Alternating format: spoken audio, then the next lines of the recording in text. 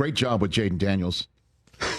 Well, that's our whole look. Jaden's a special player. Jaden's a special player. You taught him all you know, right, John? You taught him all you know. Listen, we have a team of coaches, but it's always more than just what we do at our field, right? Sure. Like, I love that guy's story though. Like Arizona State. Comes in with tons of talent, shaky, leaves, that whole thing at the locker where his teammates are doing crap at his locker. Like, get this guy out of here. Like, don't forget him being pissed about being thrown in the mix with a whole bunch of prospects. Washington threw them all together, right? And supposedly he wanted no part of that. I mean, look. You get all this pre-draft stuff. Yeah, like, here's the thing. Love Jayden, and he works his tail off. And it's really cool. I'm just like our group 3D QB. Yes. There's a group of us coaches, and we are a slice to this pie, right? Like there's so many things that go into it. But the cool part is our opportunity to see somebody work. When somebody's that talented, they work that hard, and not just on field, but the off the field stuff that he does to prepare himself to be a great player. Like what? Give me something. Man. I mean, right now it's the virtual reality, right? All of the hours that he logged in virtual reality. If you go talk to his offensive coordinator at LSU, the growth that he had, that just doesn't happen because you go throw footballs. It happens because of the intent, the purposeful things that you do in the meeting room, walkthroughs. What's your brain doing when you're not in the building? Like, the reality is most quarterbacks are wired super, super competitively. And so when they're at a restaurant, you think that they're just living it up. I promise there are many times that plays run through their head. No kidding. Oh, yeah. When they're walking in their house, I mean, I know stuff with Dak Prescott where, like, we've been finishing a training session. We're going to go grab lunch. And he's in his front, like, kitchen area thinking through some of the things he was working on. Like, that's just the way a lot of these guys are wired. And so that's Jayden, right? Like, he had a drive to him that for 2 years we got to watch at LSU. And then it's amazing. Heisman Trophy, top pick, goes into his rookie year, and we're saying, all right, let's see how this goes. Like, we know AP over at the Redskins, Adam Peters, this is going to be really good. We know the offensive coordinator, this could be really good. And everybody went out and made plays. And that guy, I mean, you got him up there right now. His success happened also because of the people around him. Dan Quinn, the coach, I love Dan. Like, I got to spend some time around him in Dallas. Like, the way that the team functions offensively, the players around him. I mean, it's everybody in that building for that guy to be successful. And the cool part is it worked.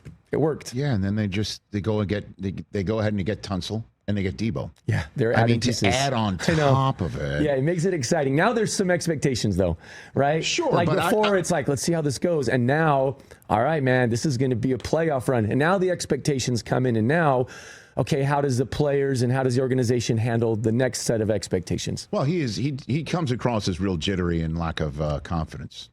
You know what I mean? Like, he's so good. He was so good. He is so good. And I'm just trying to give our viewers and listeners an idea of how you can, I guess, translate it to a draft class in a draft week. Who's next? What do you when you see or evaluating for a player to be so good?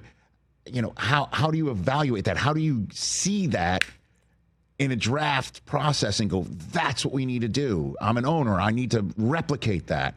How do you translate it? Well, I think to somebody else. Yeah, I think one thing that's tough is you can't see a player and say, if I can find somebody just like that player, it will work in this situation. They're all so different and unique. Like, even the personalities of a player. That's why, like, I tell guys, hey, when you go to the combine and throw, okay, yeah, it's kind of important. But the reality is those coaches have watched all of your throws through the season. Yes. Those are way more important than what you throw at the combine. The biggest thing at the combine is your interaction with the teams that are interviewing you. Like, that's how they get to see who you are. And then, like, when teams have their private workouts, they take the guys out to dinner. Like, coaches fly in, GMs fly in. They want to really get to know that person. It's more than just the physical capabilities on the field. It's more than just like the ability to process. It's everything. And then also, how does that go into the mixture of the team that you're bringing them into? Like, I'm sorry, but there are not 32 winning situations in the NFL. There is not. And the people in the NFL know that. Coaches that have been other places, been successful, then been given jobs at another organization to try to build that place up, spent 3 to 4 years working their tail off, and then they get fired. They learn the lesson really quickly. There are not 32 winning situations. And the tricky part is teams, when they draft, are they fully aware? Like the question you asked me, John, tell us what we don't know about Jackson Dart. Well, I need to know what you think I know or what you think you know. That's going to help. It's these teams as well. Do they really know who they are? Do they really know what they lack? You can't just bring in a great player and go, oh, wow, he's really good. We should start winning now. It's everything. Well, I'm not going to ask you a team name here, but before we throw to a break, and then we'll get you one more segment. Do you, in 3D QB or others in your profession, like, again, you've got Dart, you've got Dylan Gabriel in this year's draft. Do you openly talk within your circle of teams that you don't want them to go to? I hope this team does not take this kid because of what you just said. I mean, yes or no? Yeah, of course. Of course. I'm telling you, it's the truth, right? Like, yeah. and love it. It's not just you and your colleagues; it's everyone else. Like, they are walking around saying, "I hope my guy does not go there." How can you not, if you've experienced the reality of what it is? Yes. And you've also, I've lived it. I've coached people through it. Mm-hmm. I've seen it. Mm-hmm. I've communicated with coaches that are. If I were to answer that question and be like, oh, no, I don't do that. That's like saying I didn't experience all those things.